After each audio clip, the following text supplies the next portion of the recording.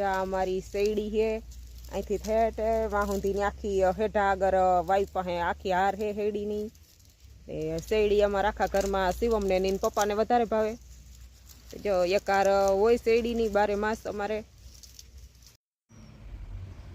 આ હે લીલી તુવેરમાં મસ્તીની સિંગુ આવી છે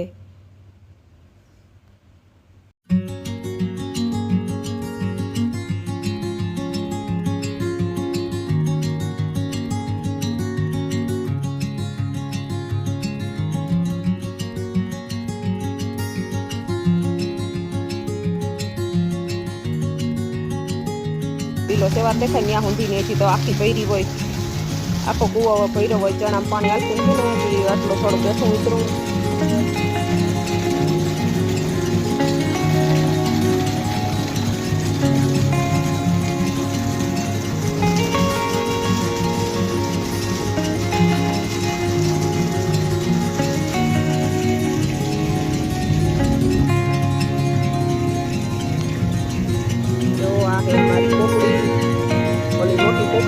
કાઢી નાખી એમાં બહુ પોપડી આવતા નહીં મોટી પોપડી બધી કાઢી નાખી આ પાછા રોપડા વાવ્યા એ જામનો આખે હેઠે લાઈન થઈ છે એ પોપડી હજી ભીંકી છે માંથી ઓલો આંબો હે ને ત્યાંથી માર કરી આખી દિવાલ પેર પોપડીની આ છે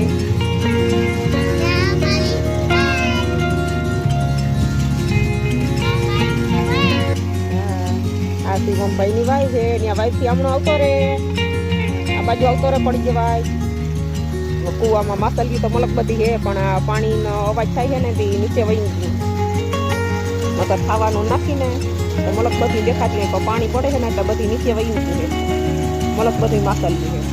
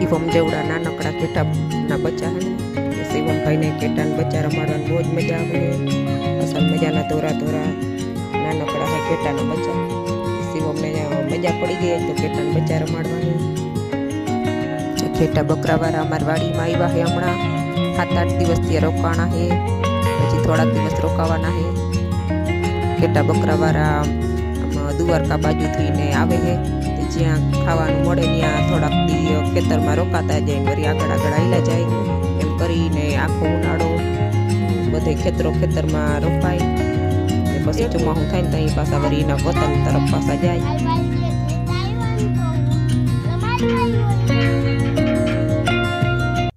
આ બચ્ચું તો બહુ પ્યારું છે મારા ખોળામાં બેસ્યું એનું તો એક નામ રાખ્યું હે એ બચ્ચાનું નામ શું રાખ્યું એ ઘેટાના બચ્ચાનું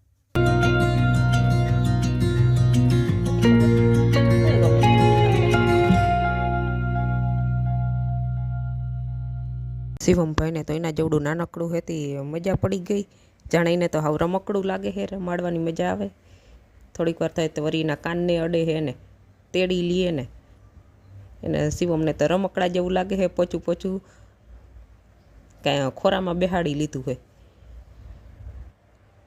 નાનકડા બચ્ચા હે ને તે શિવમથી તેડાઈ જાય છે પાછા રમે છે શિવમ આગળ મોટા હોય ને તો મારી લે નાનકડા હે તે અસર મજાના શિવમ પાસે રમે અમારું હલર પડ્યું ને ત્યાં હલરને સાંયે બેઠા હે ને મોટા ઘેટા હે એ ખેતરમાં ચરવા ગયા હે બે બાજુ ને બધા શિવમભાઈ તો એના બે કાન પકડીએ બકરાવાળા માલધારી લોકોએ ચોયણીને બુસ્કોટ ને એવું પહેરેતી. શિવમભાઈએ કે મારે ચોયણીને બુસ્કોટ ને એવું જ પહેરીને જવું છે, મારે ઈ કે ગોવારીઓ બનવું છે. તે આજે શિવમભાઈએ જે ચોયણીને બુસ્કોટ ને પહેરીને ગોવારીઓ બન્યા છે. મારે ઈ કે ચોયણી બુસ્કોટ પહેરીને પછી વાડી જવું છે ઘેટાને રમાડવા. ચોયણી બુસ્કોટ પહેરીને આજે રવિવારની રજા હતી ને તે શિવમભાઈ આવ્યા છે ઘેટા બકરાને રમાડવા.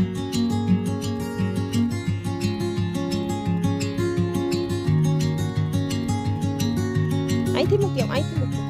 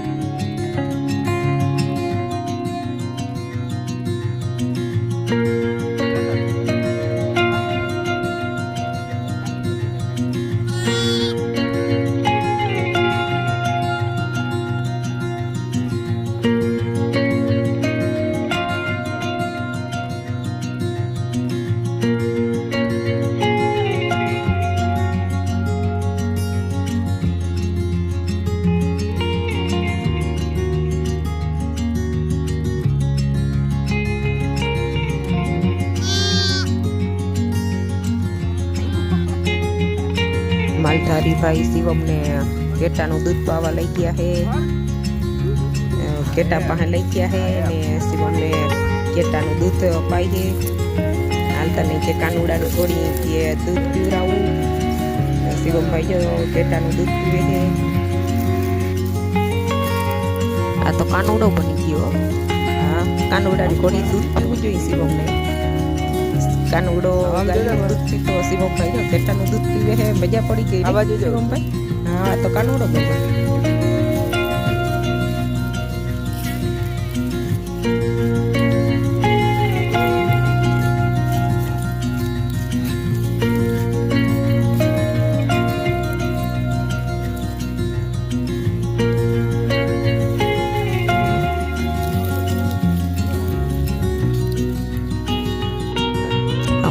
બચ્ચું છે અસલ નાનકડું દીતું નથી.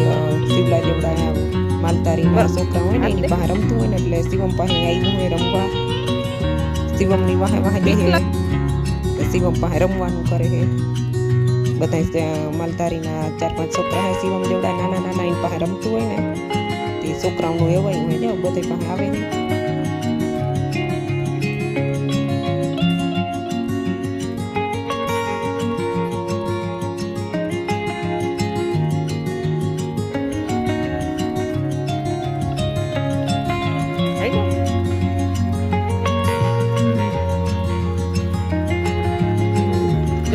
અટાના દૂધમાંથી માવો બને છે. તો કયુંના બેન જો દૂધ અને બારી ભરીને પછી તેમાંથી માવો તૈયાર થાય છે.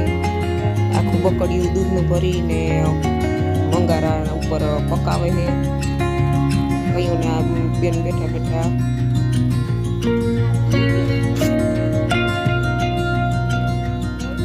હાલો મિત્રો, જો આપણે બેસી ગયા માવો બનાવવા.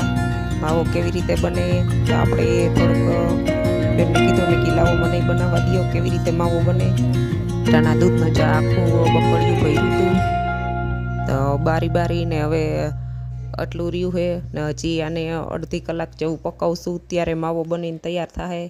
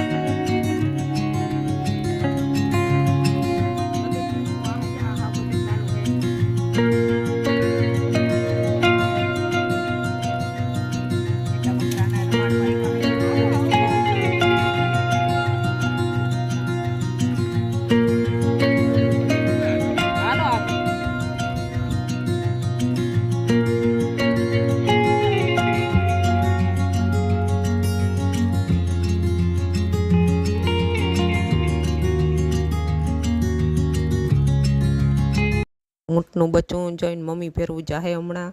અમાર વાડીની બાજુમાં તળાવ છે ને ત્યાં તળાવે પાણી પીવા જોઈને માં ભેરું હાલતું થયું હે. તડકો બપોર થઈ ગયા હે તે હવે જોઈને મમ્મી ભેરું જાય છે પાછળ પાછળ તળાવે પાણી પીવા.